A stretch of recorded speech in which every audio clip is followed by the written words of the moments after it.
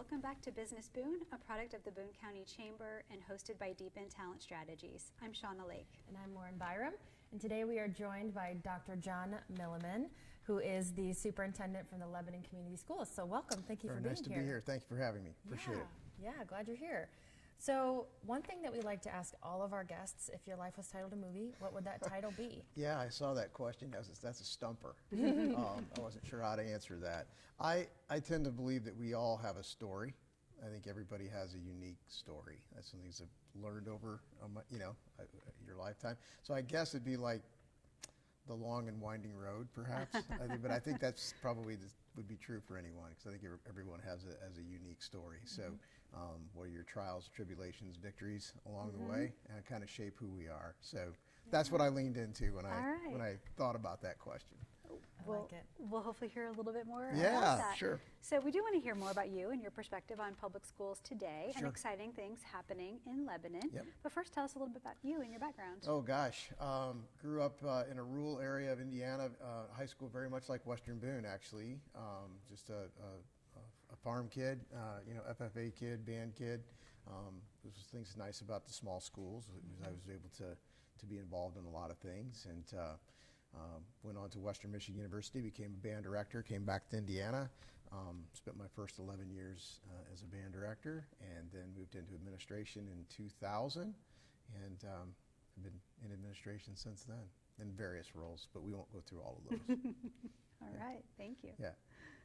So Lebanon sits at a small, intersection of small town roots and regional growth. There's so much going on, even just driving here today. Yes, There's just so much growth. For sure. So how does that dual identity shape the way that you think about long-term planning for this district? Yeah, Lebanon is a lot like my hometown in the fact that it's the county seat, and there's a lot of history and nostalgia that comes with that. Lebanon certainly is steeped in history, but so is Whitestown. Two of the two larger municipalities that we serve, and both of those municipalities are seeing growth. But I really haven't found it difficult to lean into the traditions. I think that our community, there's enough folks that have stayed in the community, and as you well know, people move to and stay in Boone County, and that's been the case for generations. And so I think there is still a very good blend of folks who've been here and built who Lebanon is and who Whitestown is, and keeps those traditions alive and teaches them to the new folks as they move into our community. So I've found it to be not a difficult transition to be able to hang on to those traditions. So That's great. Yeah. When people hear about schools, I think they think of classrooms and teachers, but there are a lot of other functions and teams behind the scenes that don't get as much visibility but are essential for student success. Sure. Who are those people in your opinion? Yeah, schools are some of the most, school districts, schools too, but school districts are probably one of the most complex organizations I think there is. We encompass all aspects of what might be seen as traditionally in the business world, human resources, finance, recruitment and retention, legal situations that may arise, buildings and facilities, food service, It's like a small transportation. There are just so many different divisions and departments that are organizations among themselves that all have to function in harmony and in sync to put school on every day. It's a great question. It would be a long and winding road to answer the question. But I think about things like food service, for example. I mean, we hundreds of thousands of dollars in a mini organization on its own, thousands of breakfasts served throughout the school year, thousands of lunches throughout the school year. They have their own HR system within it, not their own, but they have to retain and recruit, maintain staffing. It's a unique niche of workers. That's just one mini organization. Our custodial services and buildings and grounds would be another organization. There's just so many different mini divisions and departments within a school district, again, that just have to function in sync with each other. And then all of those divisions are affected by legislation and new laws and new rules that we all have to learn every spring and every fall when the legislators get together and pass new laws for us. Thanks. Well, thanks for shedding light, or at least reminding people that it's a lot more complex than we remember or realize. Yeah. I've never thought about it that way, but it makes total sense to think about them all as little organizations inside the They are. big They are. conglomerate. There are lots of divisions that, and of course, I didn't mention the biggest, which is our curriculum instruction and assessment, which is why we're here, right? And so, those are goalposts that, again, that get moved all the time for public schools, and we have to adjust and adapt to that within those departments. And so, just trying to juggle that, putting good people in place and supporting their work. Yeah. Thank you.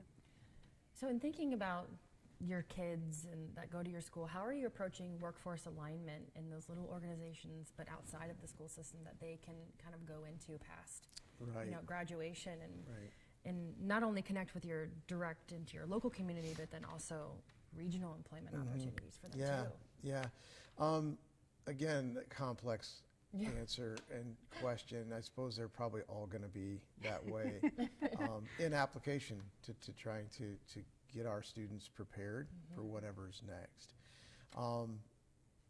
I was eavesdropping on a previous podcast before this one from one of my colleagues, and I think she talked about our cooperation among our school superintendents in Boone County. This is one of those topics that we connect with often. Our philosophy around preparation of students, not 9 through 12. I think when folks think about the answer to your question, they may be immediately thinking freshman through senior year, but as a collective group of superintendents in Boone County, we see that as a pre-K through 12 answer, right?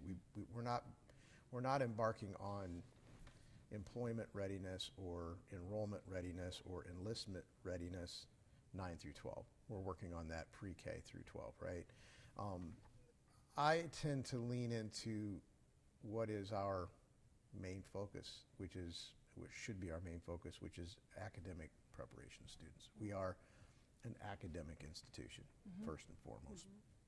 So we can talk about workplace job participations and internships and all of those experiences and job shadowing, and they're all incredibly important. However, our job is academic preparation of our students. And so I think for me, from my leadership perspective, that's what I can continue to message to our staff and administrators, is that we need to do what we can to academically prepare our students for whatever they want to do. They're going to change their mind.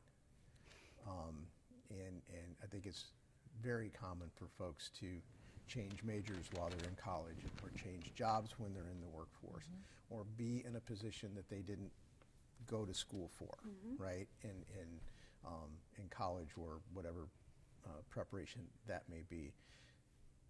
You have to be agile and be able to adapt, right? And so I think if you have the academic tools to do that, and you're strong academically and well-rounded in your preparation, you're going to be able to pivot in the real world, so to speak, when you get there. So I may answer that question differently than some folks anticipate. I just want to keep our eye on the ball, right? That we are first and foremost an academic institution, and we have a responsibility to prepare our students academically. Yeah, thank you. Yeah. I think that that clarity is really important.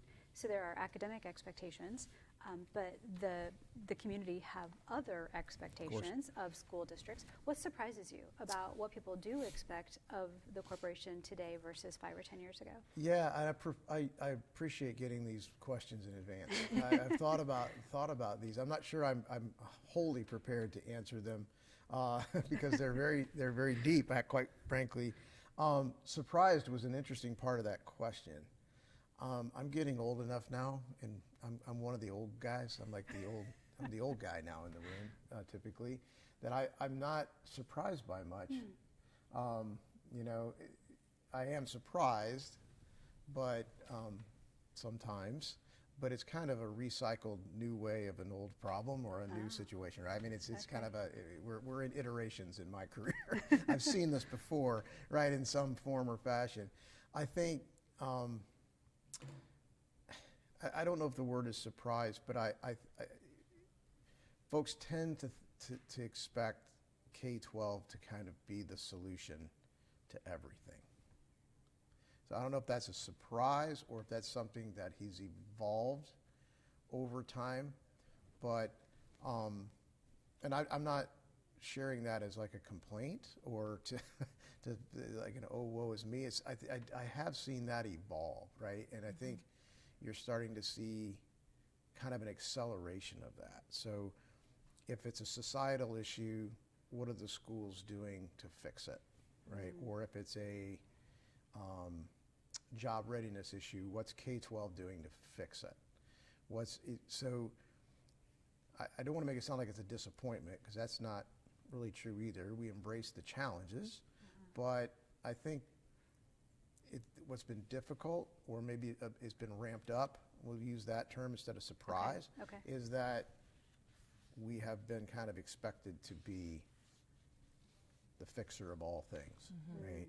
And that's a pretty tough mantle to carry for K-12, and I'm not sure it's necessarily accurate in a lot of respects, because there are I think some societal, community, state, regional, national responsibilities that we could work in partnership better to solve some of those problems, rather than maybe just saying they're not doing this in K-12, so therefore students are not prepared. So yeah, that's been something that's been difficult for us to get our hands around, because I think maybe I'm surprised at how fast that's accelerated in let's say the last 5 to 7 years. It just kind of feels like the weight of solving that problem, so to speak, is kind of landed at the feet of K-12. Yeah. Yeah, that's interesting. Yeah, So I agree. here schools, you fix it. Yeah, I mean, well, and again, I'm the old guy too, so I'm guilty of saying, well, in my day, right, or when I was in school. So I think there's some of that, right? But I'm not sure we're keeping our eye on the ball always, which is we are an academic institution. So let's work on preparing our students to be well-rounded in social studies and science and language arts and mathematics, and the arts. As a band director, I have to make sure I get that in there. Yes.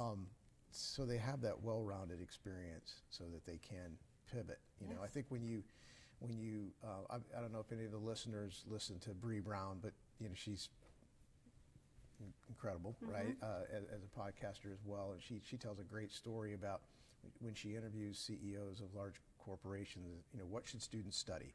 You know, well, they should study physics and chemistry and mathematics and statistics, and then later in the interview she'll say, well, what made you the leader you are? And they will list, well, I read the classics and philosophy, and I took piano lessons when I was a child, and I was immersed in the arts, and it's kind of opposite conversations about well, your child needs to to study math, but I'm who I am because I had all these well-rounded experiences. So it's a long answer to your question that if I had a wish that we could get back to that strong balance of skill-based education, whether it be the mathematics, chemistry, science, physics, those things, as well as the arts. Because Albert Einstein is as well known for his philosophy and love of the arts and creativity as he is his theories, right? And so that's because he was able to blend, the aesthetic with the science, right? And so that's what I hope for every student. As a quick add-on to that, I was on the phone with my college-age son the other day, and he was making a meal, and he loves to cook and experiment. Yeah. And he said, "Oh, I need to add tomato paste," and I was highly impressed that a 20-year-old has tomato paste. Yes, that's in impressive. In the house. That's impressive. And he said, I have an open can in the refrigerator. And I said, "Oh, you do? How long has that been open in the refrigerator?" He said, "A couple of weeks." And I said, "You can't eat that. You'll get salmonella." He goes, "What?" What's that? And so he read the can. He goes, "Oh, it says don't keep." And I said, "If you open tomato-based product, you have to store it in a plastic container." He goes, "How am I supposed to know that?" And I thought to myself, home ec class. Yeah. That's right. That's right. Yep. Yep. Home ec. How do people learn things like that's that right. these days? That's right. Yeah. Or perhaps we didn't have, the cell phones and the iPads and distractions where maybe you helped your mom cook every now and then, and the kid, those things are, and you help prepare meals because we didn't. Again, old guy talk. We had 3 channels on our TV, so let's just go help mom make dinner, right? Sure. There's nothing good on TV right now, and that's the only entertainment other than cooking with mom right now. Yeah.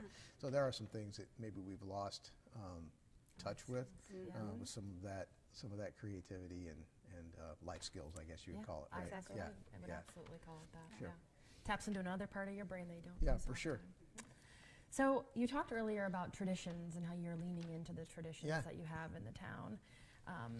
But also with those strong traditions, there is a need to innovate and try new approaches. So how do you kind of balance in maintaining the tradition and also finding the new approaches that the community wants? Yeah. I do use that term lean in a lot, but I like to lean into change. I think you can change without improving, but you can't improve without changing. And that's, folks want to improve, but they often don't want to change, too. There's another way of saying that. And I just want things to get better, but I don't start with me, right? And so that's just kind of how I communicate and how we roll. What I just said to you is a common language among our administrative team to teachers and coaches. Change is inevitable, right? The things that should be the traditions are kind of non-negotiables anyway. Respect, trust for one another, respect for your history. All those things to us and to me, those should kind of be unspoken, but it's what's next for us. And so I don't really find that to be a tough balance, really. I mean, I think most schools, Western Boone, we're sitting at Western Boone Junior, Senior High School right now, they have a lot of traditions here, right, that they're not going to look, but they're changing. They grew. The studio we're sitting in was not here however many years ago. They've evolved, but they're still Western Boone stars. They still lean into that tradition. Sure. And they're surrounded by all of their memorabilia in the hallway when we walk to this studio. So I think high schools and colleges, those institutions like us, traditions are just part of our DNA. And it takes us hiring good people, putting great leaders in front of kids that want to change and kind of instill that and put it that folks are excited about what's next. And so, I think that describes Boone County, quite frankly. Yes, there was a lot of changes you described on the drive over here, but we're still Boone County people, and we're still still believe in what we believe in, and that won't change. And so we will instill that in whatever newcomers come to Boone County, and we'll embrace them into our traditions. So I don't know if I answered your question in a great way, but change is exciting to us, I think. That's great. Yep. If our community leaders and business leaders who are listening wanted to partner with the school corporation, what kind of engagement would be meaningful to you right now? Yeah, I may go a different direction than maybe some. There's obvious answers. Our doors are always open, and all 3 public school districts in Boone County are looking for partnerships in all the traditional ways. Host our kids, come in and give talks to our classes, host them, the students as interns, connect with us as part of the college and career days, and all of those things are great. I would challenge folks to pay attention to legislation, and to not turn the conversation political, but a lot of the legislation around education often at the dinner table or when I sit at tables like we are at today, are not particularly popular. Well, you know, the requirements and I just think that the business community is going to be where we move the needle or swing the pendulum back a little bit, is to just maybe not pay attention at a deep level because it's like an avalanche of legislation, but it's going to be the business community that peels back the curtain a little bit, goes a layer or two deeper than the headlines to ask a few questions. So ask superintendents to come and talk for 5 minutes on a topic that might be relevant to their business, because there will be one that we can share at a boardroom with their folks. And whether it be Dr. Kaufman, Mr. Ramey, or myself, we all have 3-minute versions of these conversations, 5-minute versions of these conversations, 15-minute and 1-hour versions, depending on what folks want. I mean, we can make it as long or as brief as people need, but over 90% of the K-12 age students in Boone County attend one of our 3 public schools. So we are part of the economic engine of Boone County. I mean, we are some of the largest employers in the county, and so goes public schools, so goes, you know, real estate values, community, perceptions, all of those things hinge on your public schools. So I would encourage folks to engage at a level that maybe brings an awareness to some of the policies and legislation around public schools and how it will affect, you know, the economic engine within Boone County. And we're all happy to share, again, brief or not so brief conversations around that to help educate folks. That's great. I do appreciate you taking a different approach to that question. Thank you. Sure. Thank you. We always like to wrap up by asking our guest, what is something that you know now that you wish you had known earlier in your career? Yeah. Okay, this is a personal answer. Okay. Right? So you said career, but I read that as life. Oh, yeah. So I wish I would have discovered meditation earlier in my life. Okay. And that's what I discovered to take care of myself. I don't do it as religiously as I should, but at a more macro level, just the importance of self-care. I think early in my career, I'm still driven. I think, you know, if you're a public school superintendent, you have whatever gene that is, and whether that's fortunate or unfortunate, I don't know. But we're pretty driven people, and we can kind of drive ourselves into the ground. So I think I hesitate to use the word balance because I'm really not sure what that means, because I think we're always a little tilted toward being stuck on go, as they say. But yeah, I think if I could have discovered self-care in my 20s and 30s, that would have been good for my well-being. Good advice. That is good advice. Yeah, thank you. Yeah. So for listeners, if something resonates with them and they want to get a hold of you, how can they do that? Oh gosh, we're all easy to find. We all have websites, and you know, just find my email on there. I'm stuck on that, just like you two probably are as well. And I answer those always within 24 hours, at least if I can. And that's the best way. Just drop me a line, and I'd be happy to connect with anyone anytime. Wonderful. Yeah. Thank you. Dr. Milleman, thank you so much for joining Thank you. us. Thank you. Appreciate it. Great conversation. Yeah, great And opportunity. we will be back with more insightful conversations. Until then, continue leading and growing with purpose.